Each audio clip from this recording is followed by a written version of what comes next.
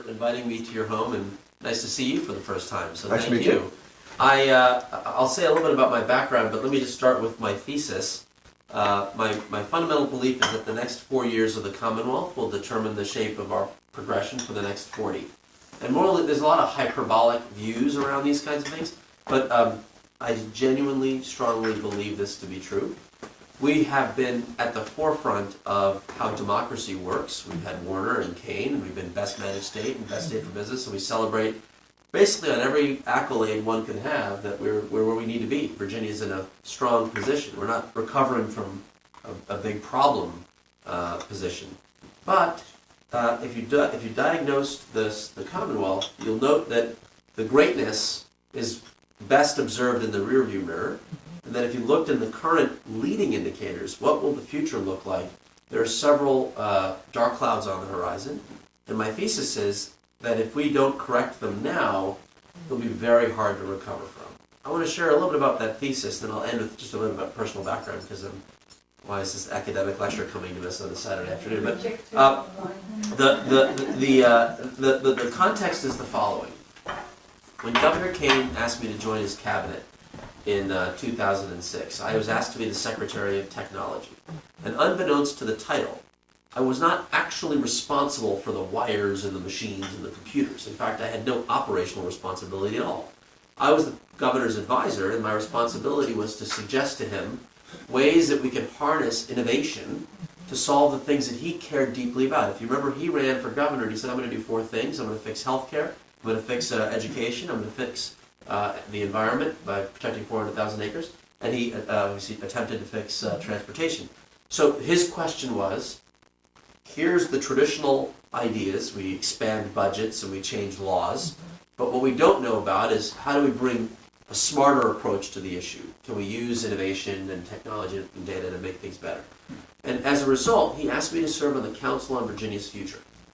This is a position that Governor Warner created, and its job was to do what I just outlined at the beginning.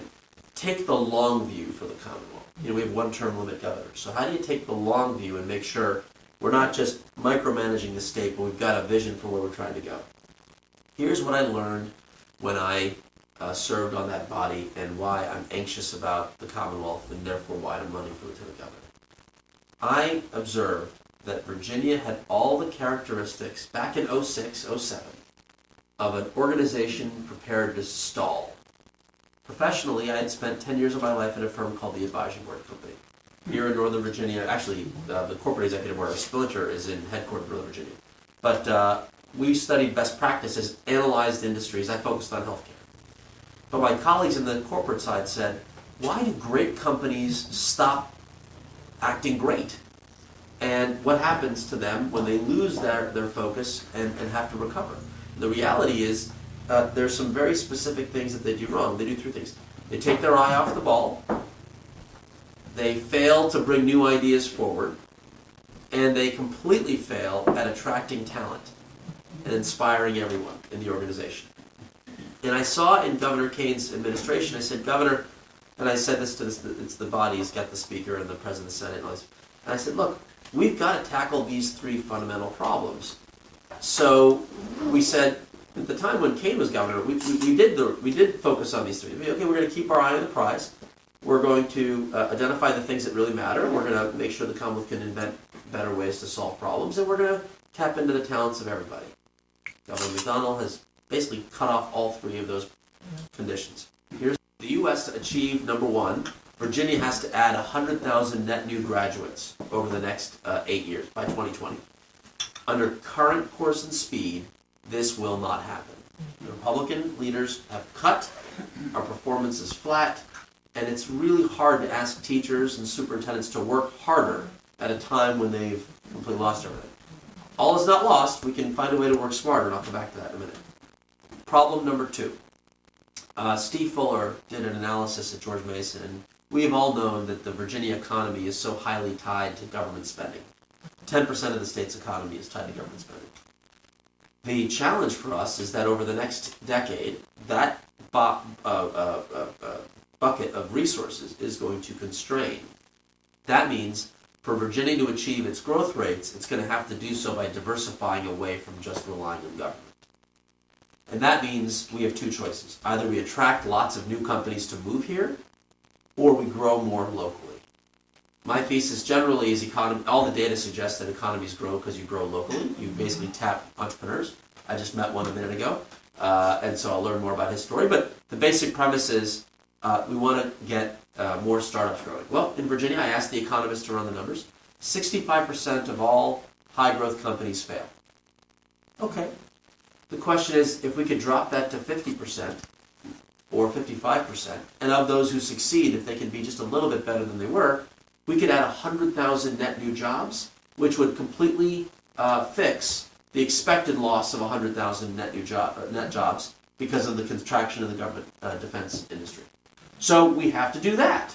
Well, where does Virginia rank? We're not even in the top 20 in the country on states that adopt or help startups. Third, the war for talent is something Governor Kane ran about in his race for the Senate. And the reality is we have to find every ounce of talent in the Commonwealth so that together we can create the conditions for the jobs and industries of the future. Well, when you have a government that says to women, go back to the Dark Ages, and you have a government that says to gay and lesbians, go move to other parts of the country, you're not welcome here, and says to immigrants, we're going to throw you in jail before we know you, why you're here, you're basically starting the battle with like a ridiculous 70% of the, as if it's not hard enough. This is self-inflicted wounds. So this is all the negative, sad stuff. Here's the good stuff. We elected an incredible president who's actually looked at all of these issues, and he's teed up. I had the pleasure of serving as his chief technology officer. Again, I reported directly to the president. It was me and him, no intermediary.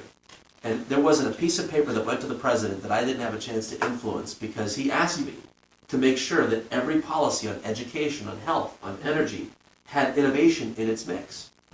We've teed up hundreds of billions of dollars of opportunity to seed new approaches for smarter learning, smarter healthcare, smarter economic development. Governor McDonnell hasn't participated in any. We are 50th out of 50 states in working with the White House on competitive grants to seed the new ideas of our future. Why am I running for lieutenant governor? I believe we need a chief collaboration officer that brings the White House, Richmond, neighborhoods in every corner of the Commonwealth, public sector, private sector, states and locals, teachers and innovators, and just convene to bring people together to take full advantage of the opportunities that already exist. We don't need Richmond to expand budgets by 30%. It's not going to happen. The Republicans have 2/3 majority of the House. They're not going to do it. I know we could say it, and maybe we'll feel better that we say it, but it's not going to lead to results. And we don't need progressive legislation because they're not going to pass progressive legislation, but it's okay. We can fix every one of our challenges just by better leveraging all of the tools that exist. This is what I've done for Governor Kane and President Obama. And the lieutenant governor is not as controversial. It's not going to have this war of like TV ads of he's evil and this guy is the devil. And, and I'm just going to kind of quietly say to Virginians, let's just make a smarter step. Let's thoughtfully, collectively engage and say, let's experiment with an idea here, let's experiment with an idea here. So for the next 4 years, let's plant 50 or 100 seeds of concepts that have the potential. Maybe a lot of them fail, but those that will grow will make a difference. One example. Governor Warner put 700 jobs in Southwest Virginia. Very powerful thing to do. Made a lot of folks up here feel like they could help the rest of the state. Problem. The jobs all required a college degree. And more than 1/3 of the workforce there that didn't have jobs, a higher proportion of them, didn't have a high school diploma. So if you looked at the current government approach, here's a subsidy, go get a community college, get a GED, you're talking about a 5 to 6 year journey to apply for an entry-level job that Warner placed in Southwest Virginia. How many 35-year-old coal miners are going to do that? So what we said is, let's take a smarter government approach. Governor Kane left me $3 million of an investment fund. I called it the Productivity Investment Fund. I created it to create this spark of new ideas. And we asked folks to apply. And the team in Southwest Virginia said, let's invent a brand new course. In 6 months, we'll get you a GED, an IT certificate, and we'll give you hands-on experience. It may not be 100% the same as going 5 years to school, but we're going to treat it like a boot camp. And it was so successful, 150 graduates have gone through this. Even Governor McDonald said, I like that so much, I want that statewide. And so he's taken a little idea we had, he added $500,000 to the budget to take the idea statewide. He's done that for 3 of the initiatives that I seeded when I was in the governor's office planting these little baby bears. Well, we don't talk about it. We don't want to make it political. When I started Governor King, we got 17 bills through on healthcare modernization, education opening up data, on broadband in rural America. Every one of them had Republican sponsors because we were this. We were just, I sat down with Delegate Joe May and I said, Delegate, here's the governor's priorities, what are yours? We formed a team and we said, let's quietly do this. He went to his caucus and said, don't mess with these bills. These are just good, smart bills. And we got them through. We didn't solve world hunger, but we made things better. I got 3 bills through the Congress. President Obama's National Wireless Initiative, he announced it in the State of the Union. In less than 12 months, we got $7 billion to connect 98% of the country to the next generation of mobile broadband and give cops and firefighters all the tools they need. Eric Cantor carried the Jobs Act with Mark Warner quietly to grow seed capital for startups so that we can raise money. And even he wrote a letter to the president saying, I don't like anything you say, Mr. President, but I like helping startups. So I want to carry this bill. And we don't advertise this in the Democratic Party, so forgive me for mentioning his name. But the fact of the matter is, he put the bill, we signed it into law. And all of this is possible if we can take this less evil, just smarter approach. And that's what I think the lieutenant governor can do.